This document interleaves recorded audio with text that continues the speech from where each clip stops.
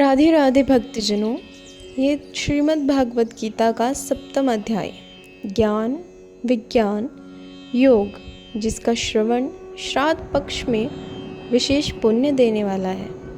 तो आइए इसका श्रवण करते हैं। श्रीमद् भगवत गीता में जो 7वां अध्याय दिया है, उसमें भगवान श्री कृष्ण बोले कि हे अर्जुन, मन को मुझ में लगाकर और मेरा आश्रय लेकर योग का अभ्यास करने से तू मुझे पूर्णतः प्राप्त करेगा और पूर्णतः जान लेगा। मैं तुझे ये ज्ञान और विज्ञान पूर्ण रूप से बताऊंगा, जिसे जान लेने के बाद जानने योग्य और कुछ शेष नहीं रह जाता। हजारों मनुष्यों में कोई एक सिद्धि की इच्छा करता है और सिद्ध हुए लोगों में से कोई विरला ही मुझे तत्व जान पाता है। पृथ्वी, जल, अग्नि, वायु, आकाश, मन, बुद्धि और अहंकार, ये मेरी 8 प्रकार की विभाजित प्रकृति है। हे महाबाहु अर्जुन, ये प्रकृति मेरी अपरा है। इसके अतिरिक्त मेरी पराशक्ति है, जीवात्मा, जिसके द्वारा ये संसार धारण किया जाता है। हे अर्जुन, जान ले कि समस्त प्राणी इन दोनों प्रकृतियों से उत्पन्न हुए हैं। मैं ही संपूर्ण जगत का उत्पत्ति स्थान और प्रलय भी हूँ।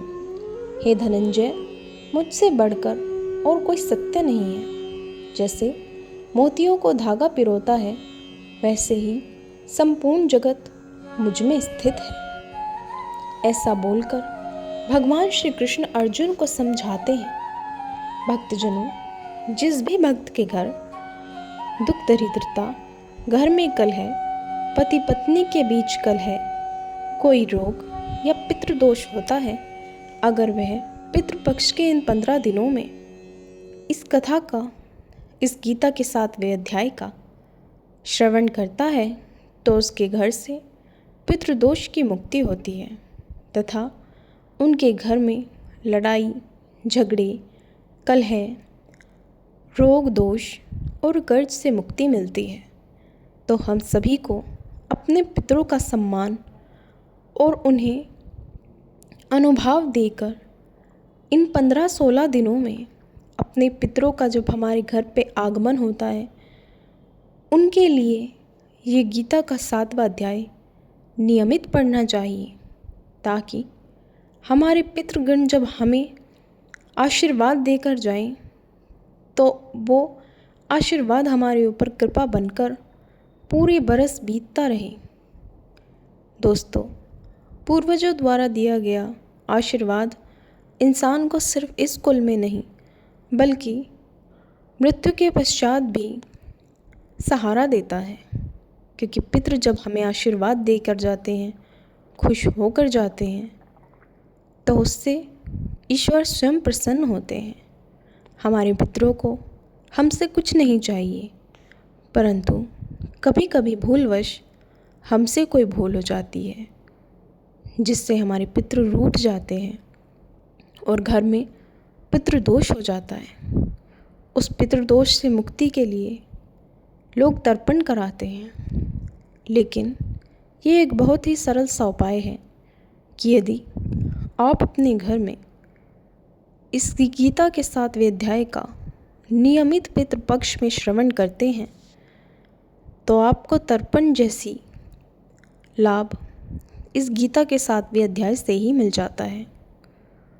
कभी कभी हमें इतना समय नहीं मिल पाता कि हम खुद से गीता के इस अध्याय को पढ़ पाएं, क्योंकि हम आजकल अपने जीवन में काफ़ी व्यस्त रहते हैं।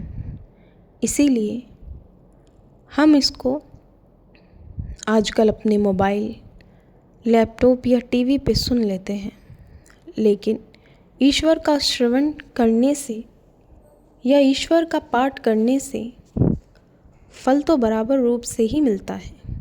इसलिए आप सुबह नहा धोकर इस गीता के 7वें अध्याय का पाठ अपने घर में चला दें और घर के किसी ऐसी जगह पर अपना मोबाइल या स्पीकर रख दे, जिससे उसकी आवाज़ घर के चारों कोनों तक पहुँचे, ताकि हमारे घर का कोना कोना इस गीता के 7वें अध्याय का श्रवण करें और हमारे घर के कोने कोने में हमारे पितरों के आशीर्वाद की बौछार हो।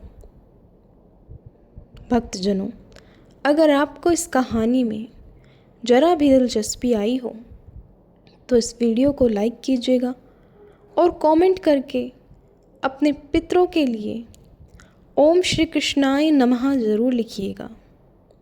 धन्यवाद।